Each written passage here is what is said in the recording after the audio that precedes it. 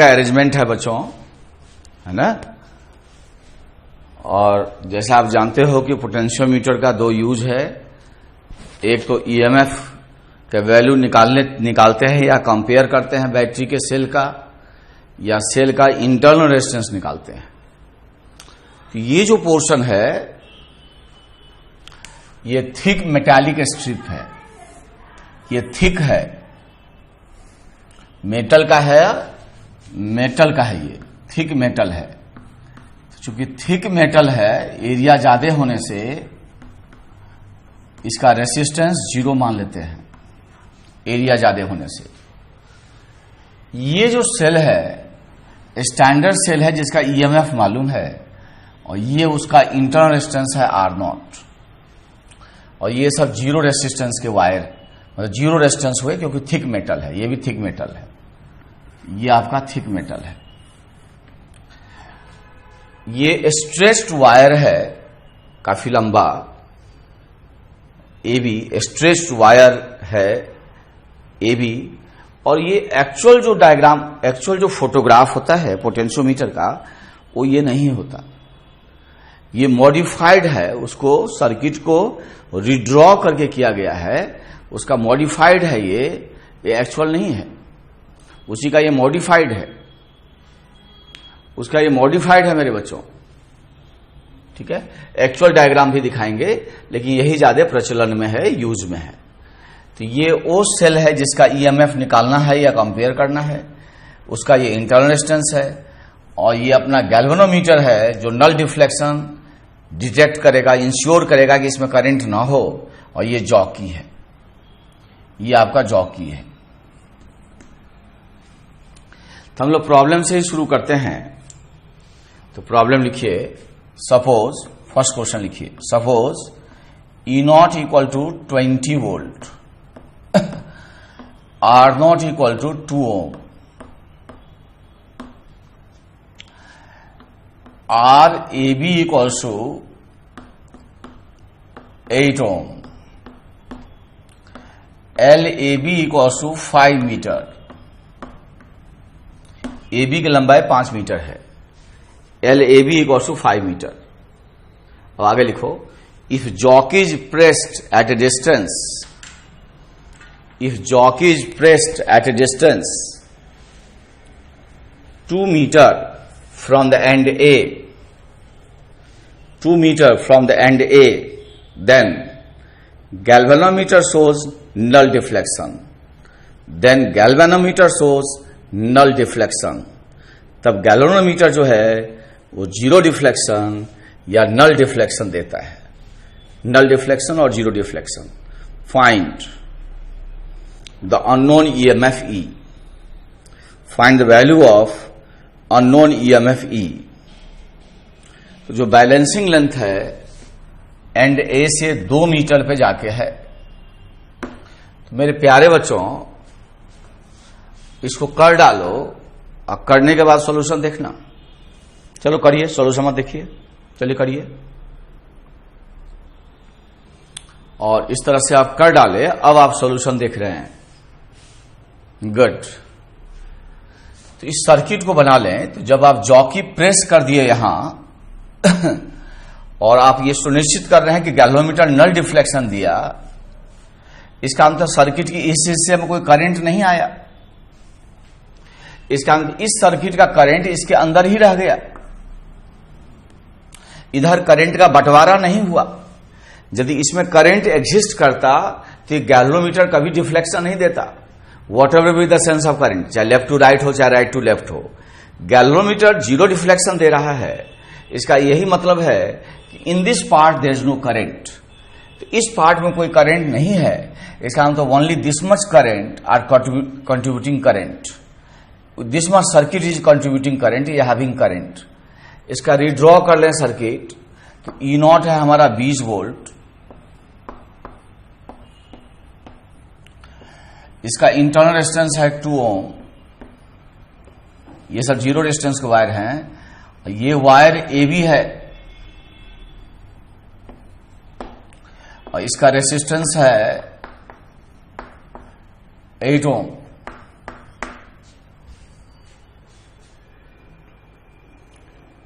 अब क्या है, यदि इसका रेजिस्टेंस 8 ओम है तो ये दोनों करंट का इधर बंटवारा नहीं हुआ, तो जब करंट इधर आया ही नहीं तो इस नीचे से कोई मतलब नहीं है, तो ये दोनों सीरीज में हो जाएंगे। तो मेन करंट आई निकाल लो।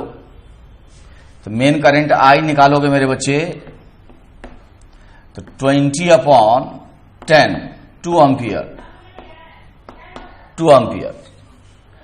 अब 2 एम्पियर यदि है तो potential drop in the wire A B निकालो। ए बी का रेसिस्टेंस दिया हुआ है। So what is the potential drop in the wire A B? That is I A B into R A B. I A B कितना निकाले हैं? 2 ampere. Are A B कितना है? 8। तो 16 वोल्ट है। अब इसमें क्या है कि जब करंट का बंटवारा नहीं हुआ तो करंट ऐसे ही चला गया। तो इस रास्ते से ए से जे जाओगे तो पोटेंशियल घटेगा। ऊपर वाले बीच से यदि जाते हो ए से जे तो पोटेंशियल घटेगा इतना। तो ये डिस्टेंस हमको मालूम है तो पता चल जाएगा यहां से यहां जाने में कितना पोटेंशियल घट रहा है। Provided I know this distance called balancing length. अब जरा इधर से आ जाओ बच्चा।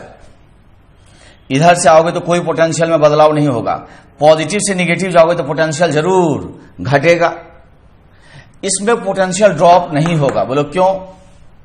क्योंकि इसमें करंट ही नहीं है। गैल्वेनोमीटर में वोल्टेज ड्रॉप नहीं होगा। बोलिए क्यों? क्योंकि इसमें कोई करंट नहीं है, तो यहां ड्रॉप नहीं हुआ। तो यहां से इस रास्ते से जितना पोटेंशियल घटेगा इस रास्ते से भी उतना ही पोटेंशियल घटेगा, क्योंकि जे का पोटेंशियल यूनिक होना चाहिए, दोनों रास्ते से सेम आना चाहिए। इसका मतलब यहां से यहां जाने में जितना पोटेंशियल में कमी हुआ A to G in the wire, इस पार्ट से भी उतना ही पोटेंशियल में कमी होना चाहिए। तो यहां से यहां जाओगे तो पॉजिटिव से निगेटिव पे जाओगे, और पॉजिटिव से निगेटिव पे जाओगे तो जरूर पोटेंशियल घटेगा। इसमें कोई ड्रॉप नहीं होगा, इसमें कोई ड्रॉप नहीं होगा। तो जितना पोटेंशियल यहां घटेगा वही यहां भी घटना चाहिए। इसका मतलब ये और ये बैटरी पैरेलल में हो गया, इसमें कोई वोल्टेज ड्रॉप नहीं है। So this does not consume any voltage, this does not consume any voltage. So whatever the potential drop in the wire A J will be equal to the EMF ई।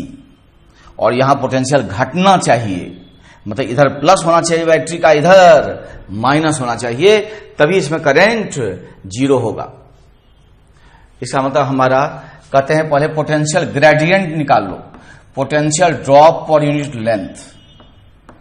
तो potential यदि wire uniform है, area cross section uniform है, तो potential drop per unit length जो है यही आपका electric field है। यही जो potential drop per unit length है वही आपका इलेक्ट्रिक फील्ड है। So electric field is 16 upon potential drop बताओ 16 वोल्ट, लेंथ बताओ 5, 3.2 volt per metre.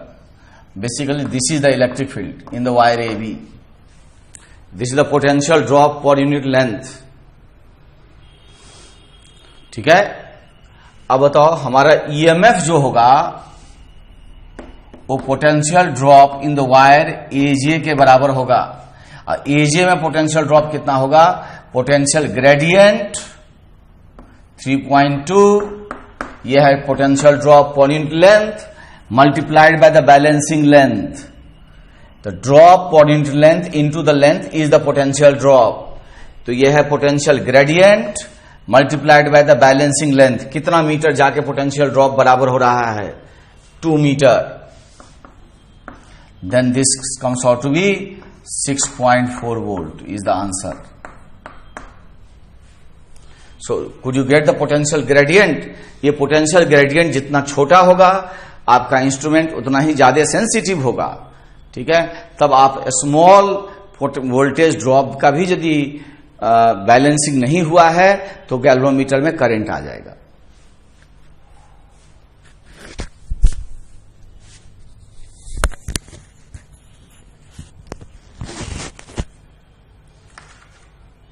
Next question करते हैं।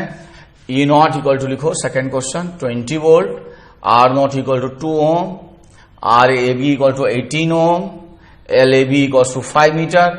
अब लिखो, as the jockey is pressed at a distance 2 meter from the end A. Jockey is pressed at a distance 2 meter from the end A. Galvanometer shows null deflection. Galvanometer shows null deflection. Then find the unknown EMF E. Find the unknown EMF E.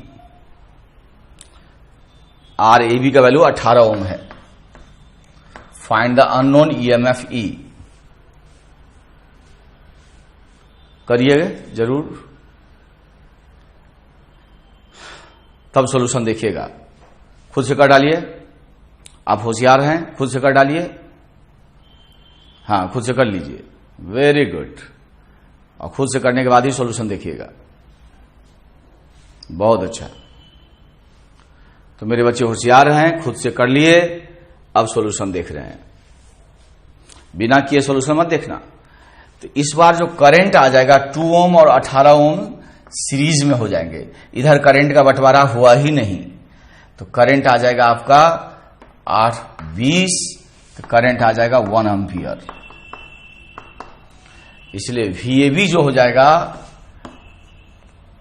Potential drop in the wire AB, I 1 ampere into resistance of AB 18.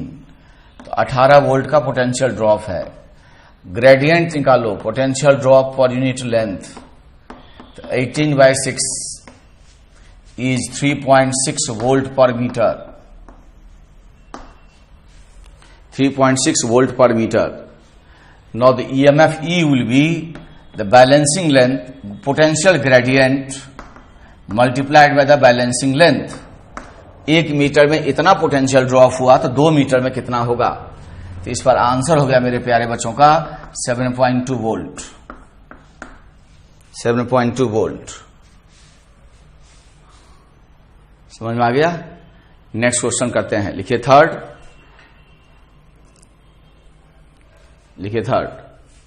E nought equal to 20 volt, R nought equal to 2 ohm, RAB equal to 18 ohm. ठीक है. LAB equal to 5 metre. LAB equal to 5 metre. If unknown EMF E equals to 10.8 volt. Unknown EMF E equals to 10.8 volt. Then find the distance from the point A where jockey should be pressed. Jockey should be pressed to have zero deflection. Jockey should be pressed to have zero deflection. पहले video रोक दीजिए बेटा और इसको कर डालिए, और करने के बाद ही सॉल्यूशन देखिएगा. इसको कर डालिए, करने के बाद ही सॉल्यूशन देखिएगा. मेरे बच्चे बहुत होशियार हैं और इसको कर डाले, अब सॉल्यूशन देख रहे हैं. तो फिर से करंट 1 एम्पियर आ जाएगा. तो ग्रेडियंट आ जाएगा VAB/L. VA 18 वोल्ट हो जाएगा. VAB लेंथ है आपका 5 मीटर. 3.6 volt per metre. तो 3.6 volt per metre into balancing length बराबर 10.8. तो X is coming 3 metre.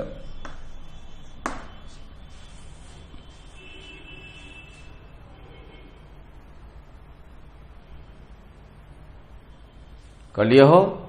Next question लिखो.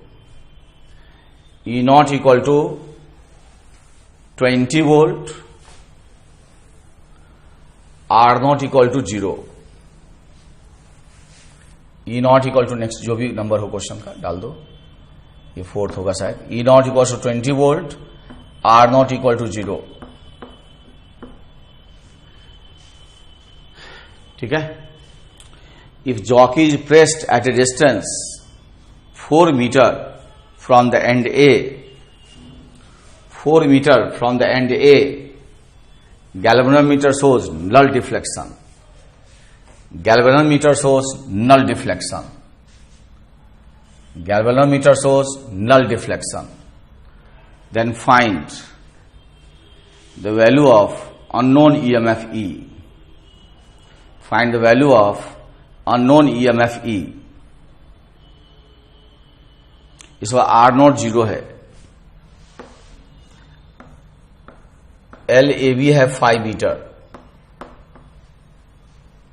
ये दिया हुआ है, and jockey is pressed at a distance 2 meter from the end A, so balancing length is 2 meter.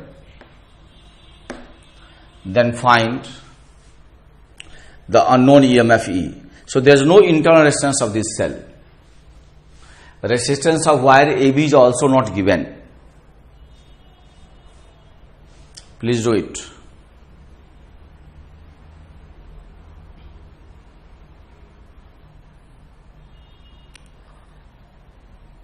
इसको कर डालिए, और अब कर डाले तो है क्या यहां, आप सोच रहे हो कि सर वायर AB का रेसिस्टेंस नहीं दिए, जरूरत नहीं है, हमको VAB चाहिए। तो है क्या, जब इसका रेसिस्टेंस ये 0 है इंटरनल रेसिस्टेंस, तो जो वोल्टेज यहां लगाओगे वही वायर AB के क्रॉस पोटेंशियल ड्रॉप के बराबर हो जाएगा। तो यहां पहले यदि इसका कुछ रेसिस्टेंस था, तो जो डिस्चार्जिंग कंडीशन में पोटेंशियल ड्रॉप था वो EMF से कम होता था, ठीक है, क्योंकि ये बैटरी का डिस्चार्जिंग कंडीशन था, तो टर्मिनल वोल्टेज EMF से कम होता था। जब इंटरनल रेजिस्टेंस 0 होगा, सेल आइडियल होगा, तो ये वोल्टेज नहीं खाएगा। इसका मतलब जो भी E0 वोल्ट तुम लगाओगे AB के बराबर हो जाएगा। तो VAB जो होगा वो E0 के डायरेक्टली बराबर हो गया। इसका मतलब I know VAB equals to 20, therefore the potential gradient will be 20/5 4 volt per meter. Therefore, the unknown EMF is 4 volt per meter into the balancing length 2 is 8 volt. Is 8 volt.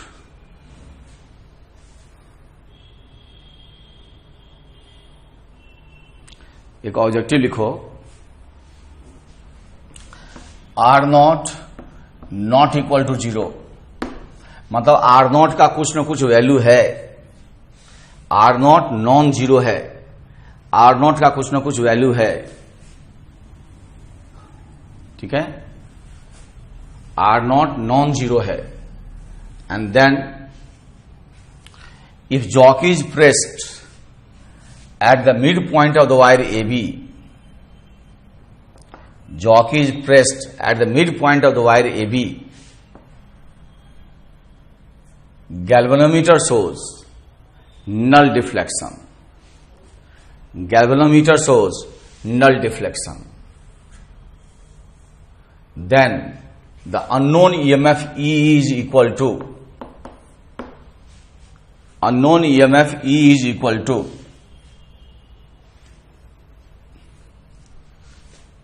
पहला choice लिखो, E equals to E0, E equals to E0/2, E equals to होगा less than E0/2, E is greater than E0/2।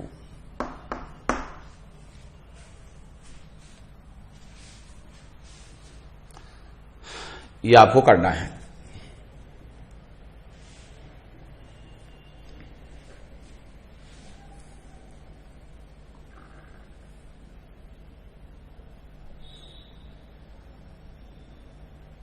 करने के बाद ही टिक लगाइएगा। तो मेरे बच्चे होशियार हैं, इसको कर डाले, अब टिक लगा रहे हैं। तो है क्या कि जो हमारा E होगा वो VAB/2 होगा, VAB का आधा होगा, और हमारा VAB जो है वो लेस देन E0 है। ये VAB लेस देन E0 क्या है, क्यों है बच्चों? क्योंकि इसके इंटरनल रेजिस्टेंस के कारण ये भी वोल्टेज खाएगा। तो बैटरी का डिस्चार्जिंग कंडीशन में जो टर्मिनल वोल्टेज होते हैं वो EMF से कम होते हैं due to the internal resistance, ठीक है। कितना टर्मिनल वोल्टेज होते हैं? E0 - IR0 डिस्चार्जिंग में। तो ये ड्रॉप कम होगा इसका मतलब हमारा VAB जो है लेस देन E0 है, इसलिए हमारा VAB/2 जो होगा वो लेस देन E0/2 होगा, और यही हमारा E है, तो हमारा E जो होगा सो E0/2 से छोटा होगा। आइडियल बैटरी यदि रहता सीधे E0/2 के बराबर होता। चूंकि ये बैटरी आइडियल नहीं है, इसीलिए ऐसा हो रहा है कि हमारा E जो है लेस देन E0/2 है। इसमें देखो, जब इसका करेक्ट अरेंजमेंट रहता है, सब कुछ ठीक ठाक रहता है, तब क्या होता है देखो। सपोज ये J है, जॉकी पॉइंट ये J है, ये वायर AB है, तो मान लो EMF E बराबर क्या ले लिए, 8 वोल्ट ले लिए। अभी प्रेस नहीं किए हैं, अब इसका कुछ वैल्यू है, अभी प्रेस नहीं किए हैं, तो पूरा का पूरा करंट इसी में जा रहा है। तो मान लो ये 0 वोल्ट पे हो और ये 20 वोल्ट पे हो, अभी जॉकी प्रेस नहीं किए हो। अब जॉकी यदि प्रेस नहीं करते हो, यदि जॉकी प्रेस नहीं किए हो, तो ये तो ओपन सर्किट है, ये सर्किट क्लोज हो गया, ये 0 वोल्ट पे है और इसको हमने 20 वोल्ट पे लिया, तो ऐसे जाएंगे तो पोटेंशियल घटेगा, तो 20 से घट के 18 वोल्ट होगा, 18 से घट के 16 वोल्ट होगा, फिर 14 वोल्ट होगा,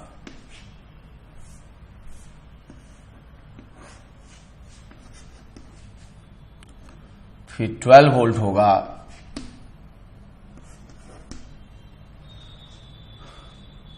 फिर 10 वोल्ट होगा,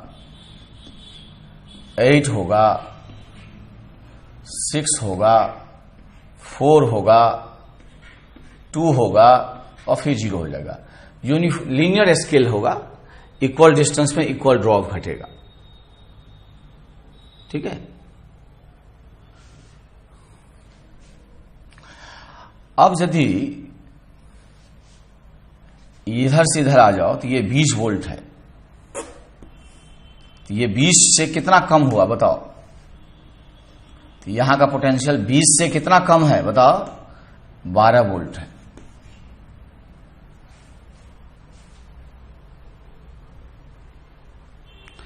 अब होगा क्या, ये 20 वोल्ट था, ये 8 वोल्ट का बैटरी है, यहां से यहां गए तो पोटेंशियल घट जाएगा, पॉजिटिव से निगेटिव, तो ये 12 वोल्ट है।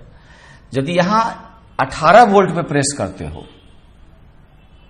तो 18-12 वोल्ट में कितने का अंतर है बोलो, 6 वोल्ट का। उस 6 वोल्ट के कारण गैल्वेनोमीटर में करंट आ जाएगा कितना, J2 बोलो A हो जाएगा। गैल्वेनोमीटर में करंट हो जाएगा J2A, J2A, और डिफरेंस है 6 वोल्ट अपॉन रेसिस्टेंस, इतने वायर का हो जाएगा। जब आप आगे जाओगे तो पोटेंशियल घटेगा, तो ये 16 और 12 का अंतर बोलो 4 वोल्ट, तो यहां पोटेंशियल डिफरेंस कम होगा, तो करंट का सेंस तो होगा higher to lower, J2A in the galvanometer, लेकिन करंट कम होता जाएगा। कम होते होते जब 12 वोल्ट पे आओगे तो ये भी 12 वोल्ट पे है, तो आपको नल पॉइंट यही मिल जाएगा N। सो N ही जो है आपका नल पॉइंट है, this N is the null point. यहीं पे आपको नल पॉइंट मिलेगा, जीरो डिफ्लेक्शन। इसके बाद जो ही आप आगे जाओगे तो यहां का पोटेंशियल 10 वोल्ट, यहां का 12 वोल्ट, तो करंट का सेंस बदल के क्या हो जाएगा, A to J, मतलब गैल्वेनोमीटर का डिफ्लेक्शन घटते घटते 0 होगा, 0 होने के बाद उसका सेंस उलट जाएगा, उल्टे सेंस में डिफ्लेक्ट करेगा, और करंट का सेंस हो जाएगा 12 से 10, मतलब A to J। आगे ले जाएंगे तो ये डिफरेंस और बड़ा होता जाएगा, 8 और 12 का अंतर हो जाएगा 4, 6 और 12 का अंतर हो जाएगा 6 वोल्ट। इसका मतलब गैल्वेनोमीटर में डिफ्लेक्शन बढ़ता जाएगा। इसका मतलब यदि करेक्ट अरेंजमेंट है तो क्या होगा, जो ही जॉकी को एन पे नल पॉइंट मिलेगा, तो ए से एन ले जाएंगे तो डिफ्लेक्शन घटेगा with current in the sense from J to A, और जो ही एन से बी ले जाएंगे तो फिर डिफ्लेक्शन बढ़ेगा और करंट का सेंस हो जाएगा जे टू ए, सॉरी करंट का सेंस हो जाएगा ए टू जे, ये हायर हो जाएगा। तो लिखो, if the arrangement is correct then null point is obtained when jock is pressed at the point N. Null point is obtained when jock is pressed at the point N. At the point N.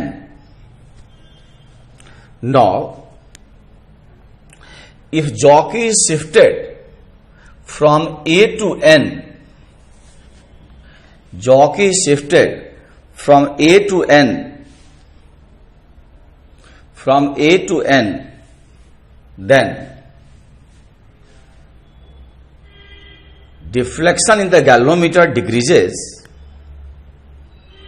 Deflection in the galvanometer decreases for the sense of current from J to A in the galvanometer.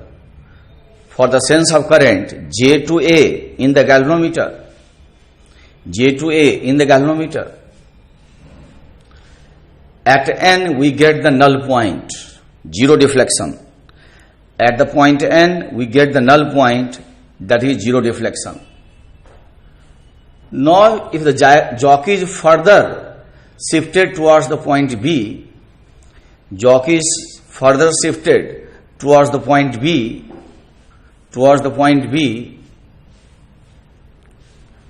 deflection of the galvanometer increases for the sense of current,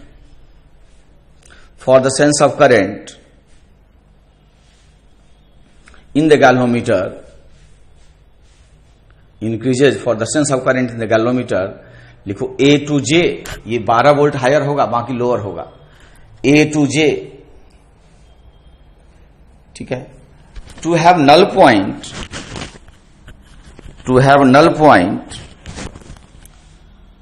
the potential drop in the wire AB,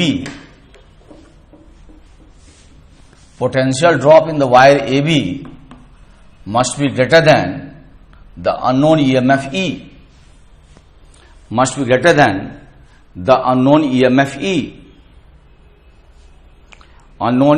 E, ठीक है। Otherwise null point will not be obtained, आगे बढ़ाते जाओगे मिलेगा ही नहीं, null point is not obtained, ठीक है। Potential gradient, that is potential drop per unit length, should be small for better sensitivity of the instrument. Potential gradient in the wire should be small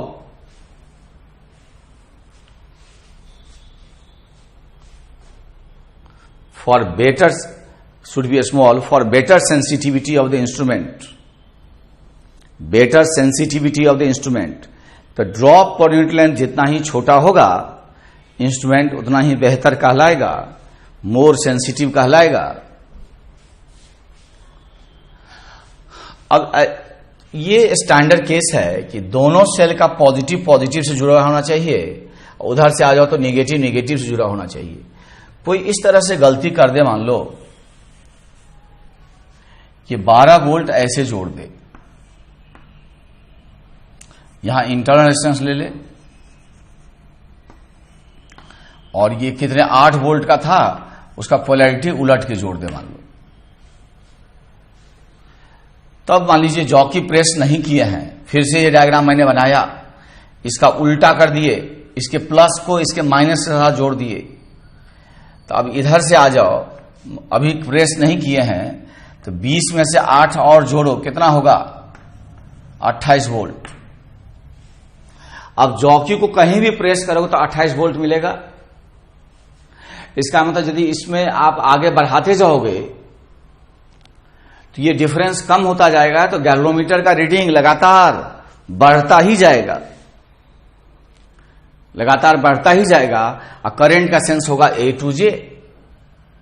इसलिए बहुत ध्यान रखना है कि E not और E का like polarity should be connected together. Unlike polarity कर दोगे तो जब आप A to B ले जाओगे तो गैल्वेनोमीटर का डिफ्लेक्शन लगातार बढ़ेगा, और यदि डिफ्लेक्शन लगातार बढ़ रहा है कहीं, इसका मतलब आप अरेंजमेंट में गलती कर चुके हैं क्या कि unlike poles has been connected together. इसका पोलैरिटी आपने उलट के जोड़ दिया है। ठीक है, तो लिखो like polarity of E not and E should be connected together. E naught and E should be connected together. Should be connected together. If the polarity of cell of EMF E is reversed,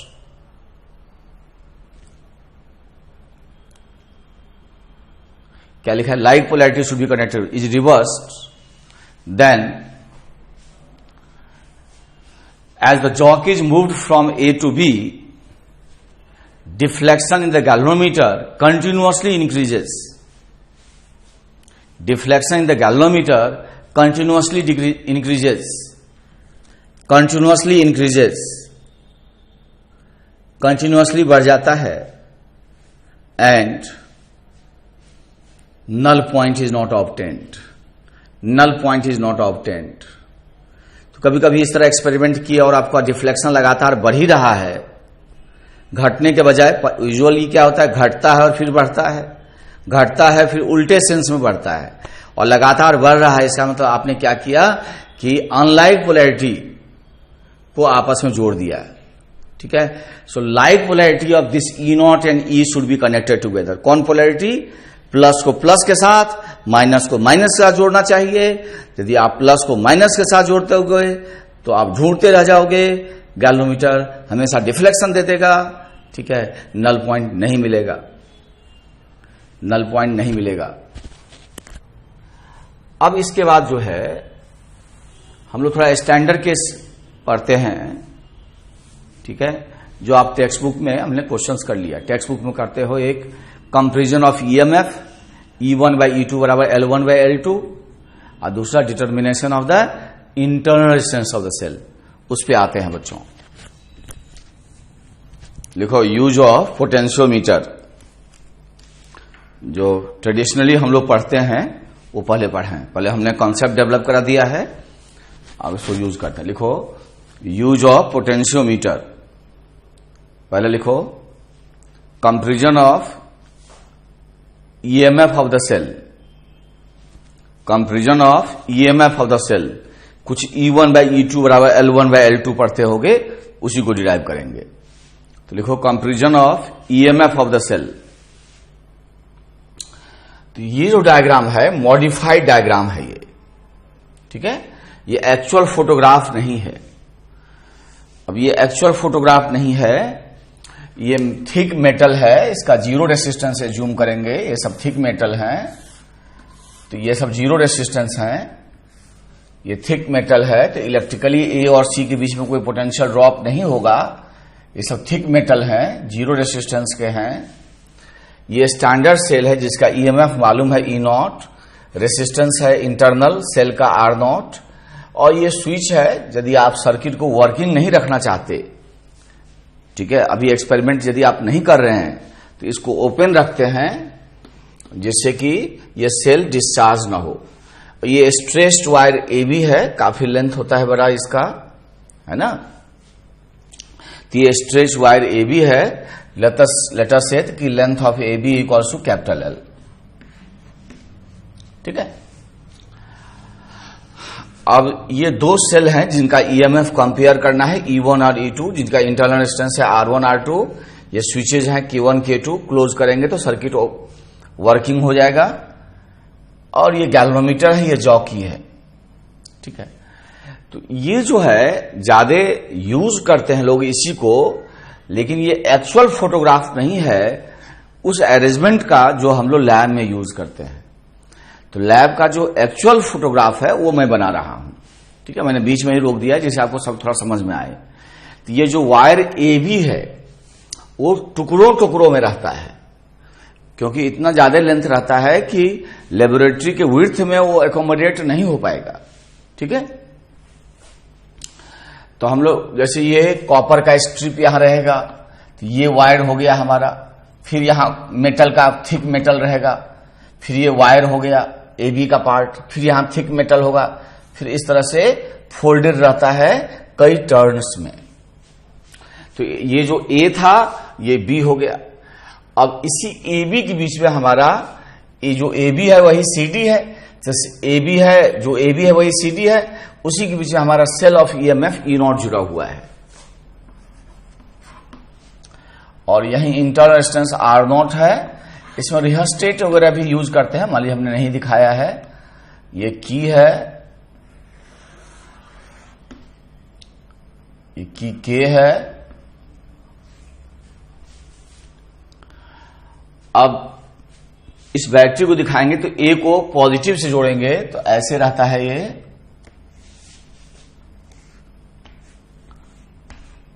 E1। कभी कभी 2A की use करते हैं, हम आसान की use किए हैं। E2, इंटरनल रेजिस्टेंस R1, जैसे उसका R1 है, इंटरनल रेजिस्टेंस R2, ये हो गया। इसमें की रहेगा K1 and then there will be key K2 और इससे गैल्वेनोमीटर होगा। उस गैल्वेनोमीटर से एंड A से ऐसे जॉकी रहेगा, प्रेस करेंगे तो so this is the actual photograph. इसी को मॉडिफाई कर दिए हैं, वायर AB को एक ही जगह सीधा दिखा दिए हैं। So this is the modified diagram. अब कंपैरिजन ऑफ, पहला यूज लिखे हो कंपैरिजन ऑफ EMF, ठीक है ना। देख लेते भाई ऑन भी किए हैं कि नहीं।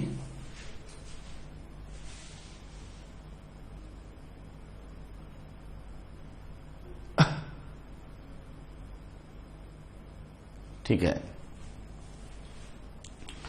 तो मेरे बच्चों लिखो फर्स्ट की K is closed such that, यहां की K को क्लोज किए, ये की K, यहां ये की है, K is close such that circuit becomes working, circuit becomes working, circuit working हो जाए। नाउ की K2 is kept open, now key K2 is kept open and K1 is closed, and K1 is closed, K1 is closed. Then as the jockey is pressed at a distance L1 from the end A, galvanometer shows null deflection, galvanometer shows null deflection। तो जरा देखो मेरे बच्चे, K2 is kept open, तो K2 को open कर लिए, इससे कोई मतलब नहीं है। अब केवल इतना ही सर्किट इफेक्टिव है, K1 को क्लोज कर दिए, तो यहां का पोटेंशियल ड्रॉप इस EMF E1 के बराबर हो जाएगा, क्योंकि दोनों पैरेलल में हो गए। और R1 में कोई पोटेंशियल ड्रॉप नहीं होगा। मेरे बच्चे बताओ R1 में पोटेंशियल ड्रॉप क्यों नहीं होगा? क्योंकि गैल्वेनोमीटर नल डिफ्लेक्शन दे रहा है। तो जब गैल्वेनोमीटर नल डिफ्लेक्शन देगा तो इसका मतलब इस पार्ट से कोई करंट पास नहीं किया, इसलिए हमारा जो पोटेंशियल ग्रेडियंट कितना है वायर AB में, तो VAB बाय L, उसमें L1 से मल्टीप्लाई कर दोगे तो तुमका EMF E1 आ जाएगा, potential gradient into balancing length.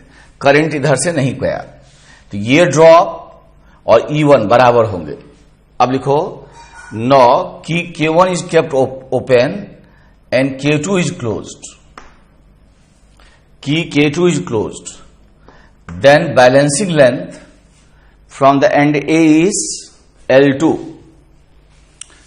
And A is L2। तो देखो अब ये ओपन हो गया, तो इससे मतलब नहीं है, इससे मतलब है अब बैलेंसिंग लेंथ मिल जाएगा, इसका मतलब इधर से करंट नहीं आया, तो इधर से करंट नहीं आया तो ये सर्किट वही रह गया जो पहले था। इसका मतलब जो पोटेंशियल ग्रेडियंट है वो चेंज नहीं किया, तो हमारा जो E2 होगा ग्रेडियंट वही रहा, तो VAB by L into L2 divide कर दें तो जो आपका चिर परिचित फॉर्मूला है क्या, E1 बाय E2 बराबर बोलिए L1 बाय L2 आ गया फॉर्मूला। समझ में आया? पहले एक दो छोटे छोटे क्वेश्चन करते हैं। लिखो, 2 cells A and B are used to compare their EMF in the arrangement of potentiometer. In the arrangement of potentiometer, then in the arrangement of potentiometer, then the balancing length are respectively 300 centimeter and 400 centimeter. Find the ratio of their EMF. Find the ratio of their EMF. Ratio of their EMF, that is EA by EB equals to, answer निकालो क्या हो जाएगा, L1 by L2। तो ये तो तुरंत हो गया हम लोगों से, तो डिवाइड करोगे तो आंसर हो गया 3:4। Next question low, 2 cells A and B, 2 cells A and B having EMF EA and EB, bracket में लिखो EA greater than EB, EA greater than EB are connected in series,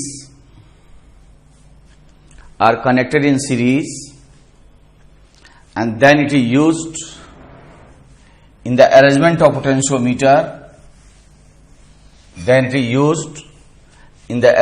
potentiometer, to compare its EMF, when the 2 cells have polarity in the same sense, balancing length is 400 centimeter. When the 2 cells have the sense of EMF in the when the 2 cells have EMF in the same sense, then the balancing length is 400 centimeter. Now, the polarity of the cell B is reversed. Polarity of the cell B is reversed. Then the balancing length becomes 300 centimeter. Find EA by EB. Video रोक के कर डालो तब solution देखना। Find EA by EB, video रोक के कर डालो फिर सॉल्यूशन देखना बेटा, उसके बाद सॉल्यूशन देखना। तो बच्चे होशियार हैं, कर डाले। तो पहले जो हमारा होगा वो इफेक्टिवली EA प्लस EB होगा, और दूसरे बार इफेक्टिवली यदि इक्विवेलेंट EMF निकालोगे तो EA माइनस EB होगा। तो पहली बार EA प्लस EB होगा, दूसरी बार EA माइनस EB होगा, और ये रेशियो होगा 400/300, तो 4/3। कंपोनेंटो डिविडेंडो लगा दो या क्रॉस मल्टीप्लिकेशन कर लो, तो 3EA plus 3EB equals 4EA minus 4EB। EB को उधर ले आओ तो 7EB इक्वल्स टू EA, इसलिए EA बाई EB बताओ 7:1 आंसर हो गया। ठीक है, 7:1.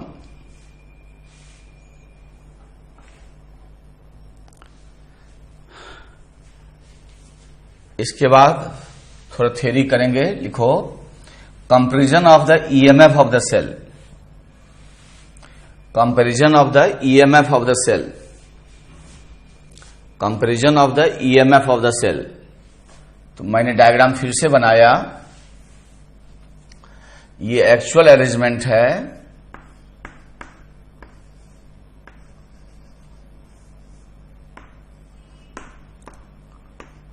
ये एक्सटर्नल रेसिस्टेंस है और ये स्विच है के डैश.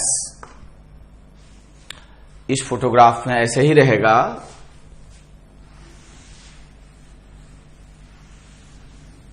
क्या निकाले, क्या लिखे? To find the value of internal resistance of the cell. To find the value of internal resistance of the cell. Cell का इंटरनल रेजिस्टेंस निकालना है.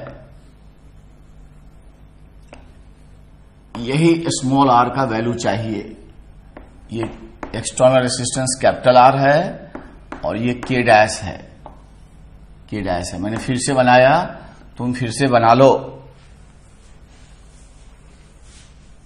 तुम फिर से बना लो. बना लिया? वीडियो रोक के बना लो. यूज लिखे, to find the value of unknown resistance of the cell. To find the value of unknown resistance of the cell. अब लिखो, फर्स्ट की के डैश इज केप्ट ओपन. की के डैश इज केप्ट ओपन.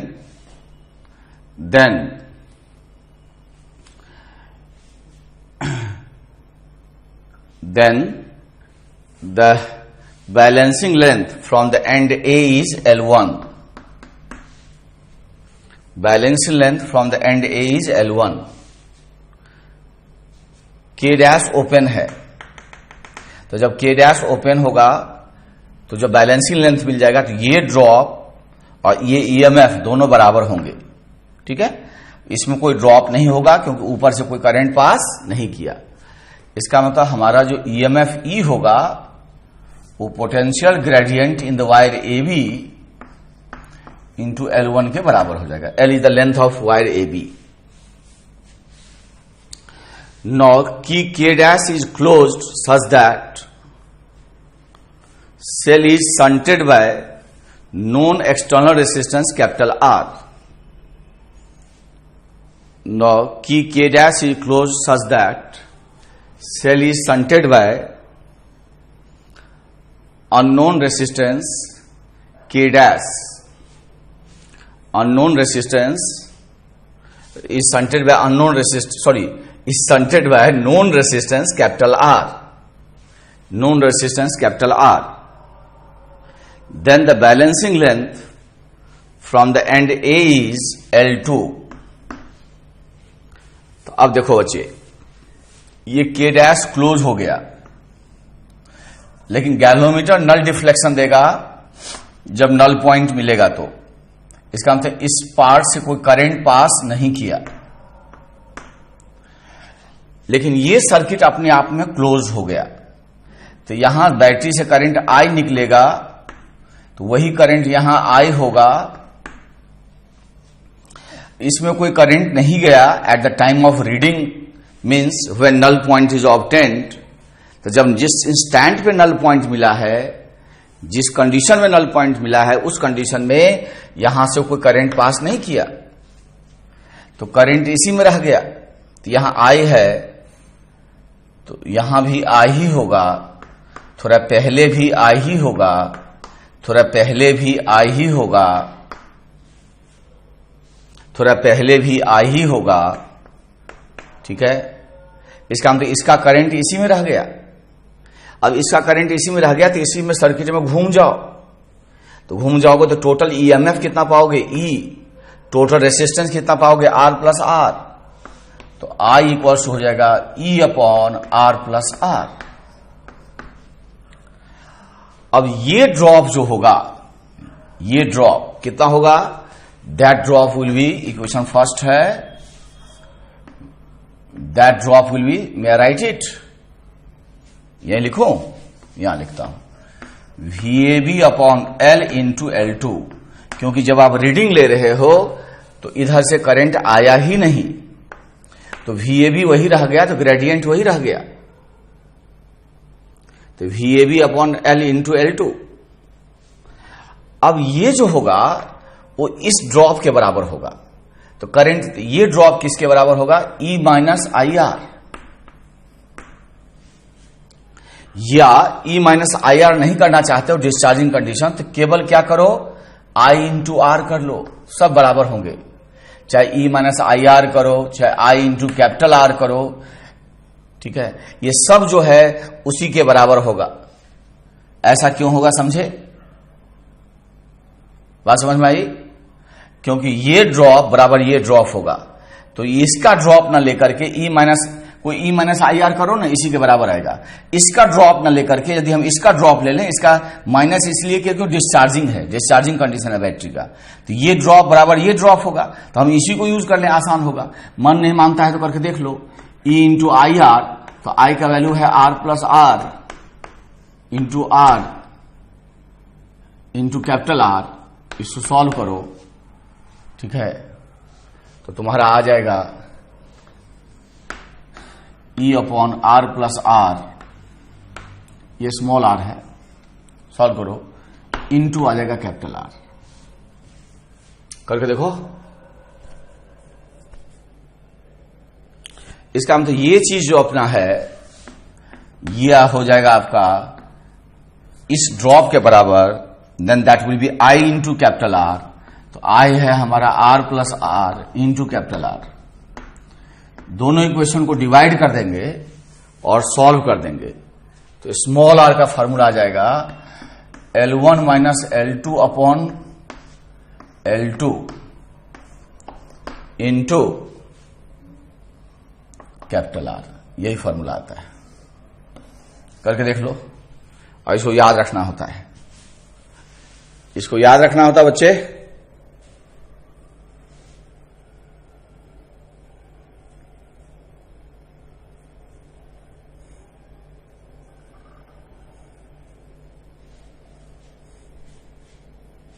दोनों को सॉल्व कर लो डिवाइड करके।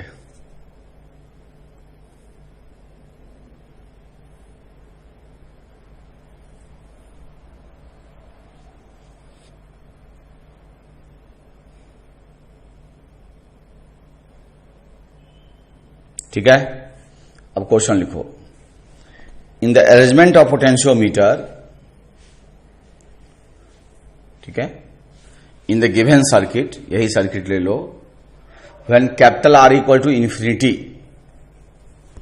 Capital R equal to infinity, capital R infinity का मतलब है कि ये ओपन है, मतलब इसका शंटिंग नहीं किए हैं, इसका मतलब L1 है, then the balancing length from the end A is 4 centimetre.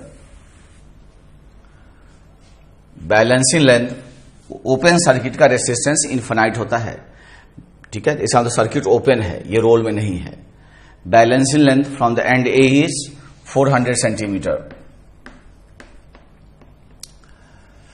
When capital R equals to 6 ohm, then balancing length is 300 centimeter. Find the internal resistance of the cell. Find the internal resistance of the cell. खुद से कर डालो, खुद से कर डालो।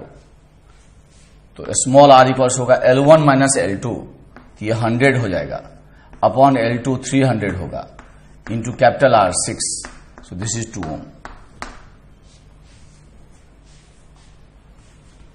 This is 2 ohm.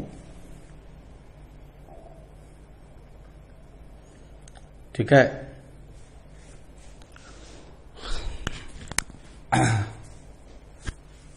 एक question और कर लो मेरे प्यारे बच्चों।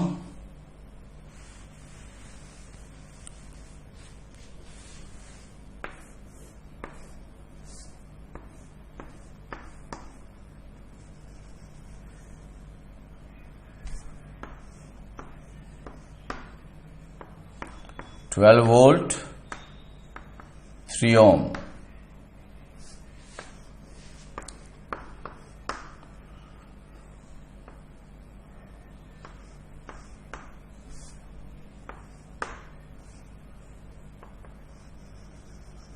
Six ohm.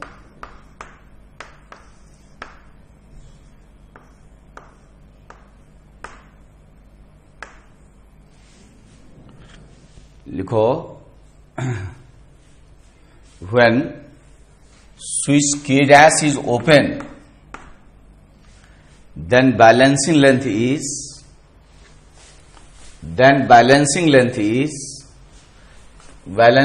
from the end A is 400 centimeter. 400 centimeter.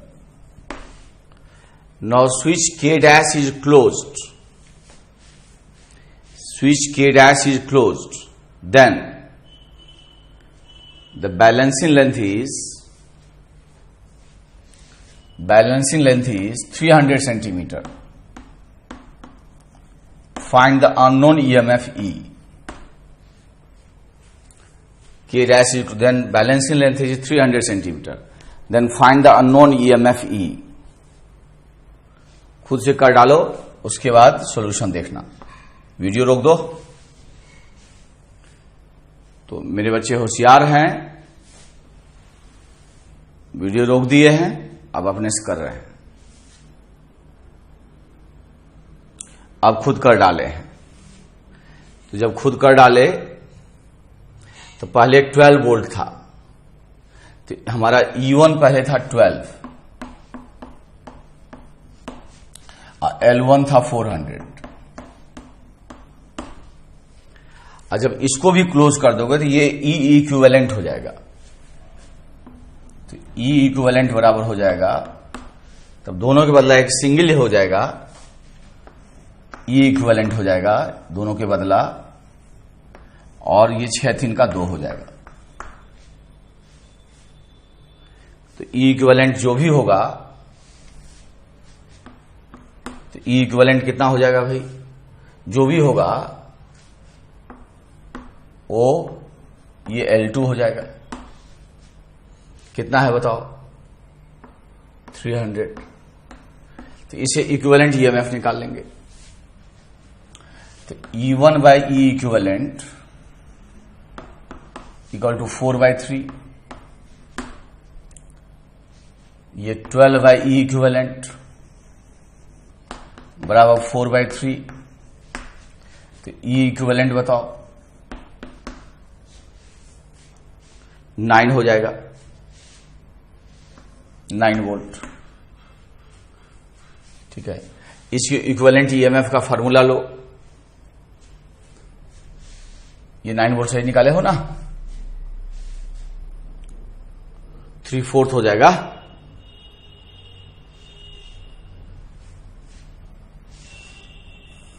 छत्तीस में 4 से भागा देंगे 9 हो जाएगा. अब इसका इक्विवेलेंट EMF निकालो. तो E equivalent upon R equivalent 6 का 2 बराबर E1 बाई R1. तो 12/3 4 प्लस E बाय बोलो E1 bye R1 plus E2 bye R2 6. अब E इक्विवेलेंट यहां पुट करो तो हो जाएगा 9/2 equals to 4 plus E by 6. अब इसी इक्वेशन को सॉल्व करो तो E by 6 equals to 9/2 minus 4 is 0.5.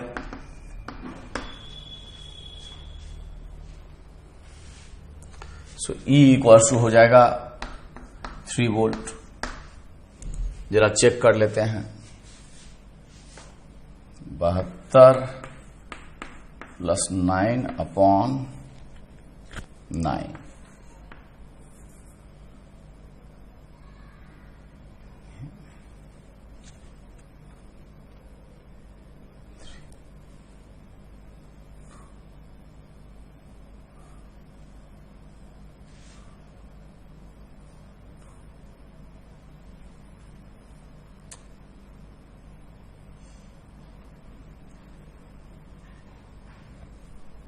तो 81 हो गया अपॉन 9 हो गया। ठीक है कि ये हो, इसका मतलब what the value of unknown EMF 3 volt. ये आंसर हो गया। ठीक है मेरे बच्चों,